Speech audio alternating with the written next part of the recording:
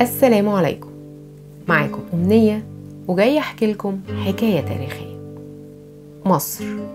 لمصر دور حضاري مهم جدا منذ بداية التاريخ، فهي دولة عريقة وقديمة شهدت أرضها على العديد من الأمم والحضارات.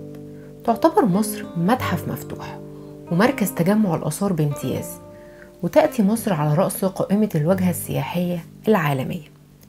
وفي حكايتنا النهاردة هنتكلم عن أحد أشهر ملوك مصر الفرعونية وأهم كنوزه كمان، وهو الملك الذهبي توت عنخ آمون.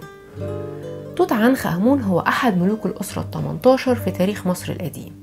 اتولد سنة 1341 قبل الميلاد في تل العمرنة.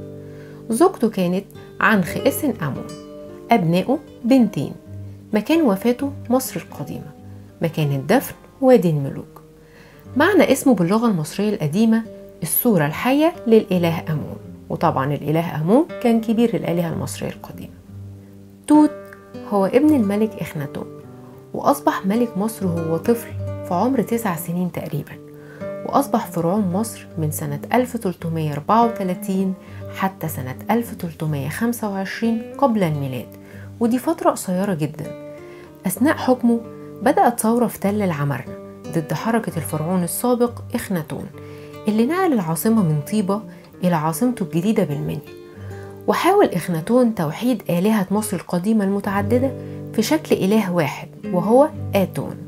وفي السنة الثالثة من حكم توت عنخ آمون وبتأثير من وزيره آي، تم العودة إلى عبادات مصر القديمة المتعددة، وعادت العاصمة إلى طيبة مرة أخرى.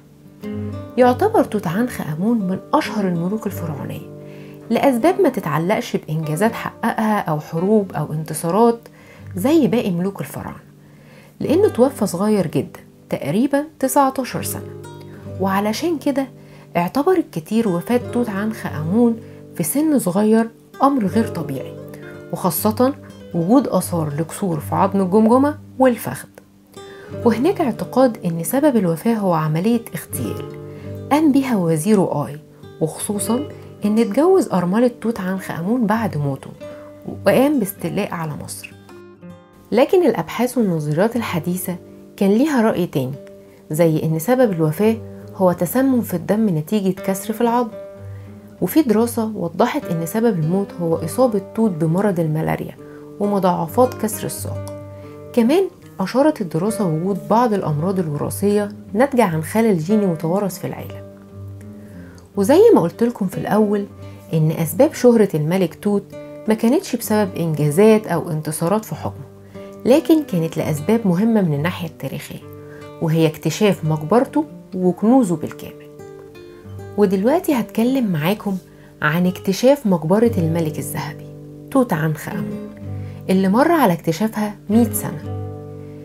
تقع المقبرة في وادي الملوك، وفي 4 نوفمبر 1922 توصل عالم الآثار البريطاني هارد كارتر لمقبرة توت. لكن يجب علي أن أذكر لكم أن الدليل السياحي الصادر وقت اكتشاف المقبرة أكد أن عامل الحفائر المصري حسين أحمد عبد الرسول هو المكتشف الحقيقي والأول لمقبرة توت عنخ آمون. ودي بعض الصور اللي بيظهر فيها حسين مع كارتر أثناء اكتشاف المقبرة، وده كمان شكل تخطيطي للمقبرة من الداخل. عند دخول كارتر المقبرة كان على جدار المقبرة رسوم بتحكي قصة رحيل توت إلى عالم الأموات.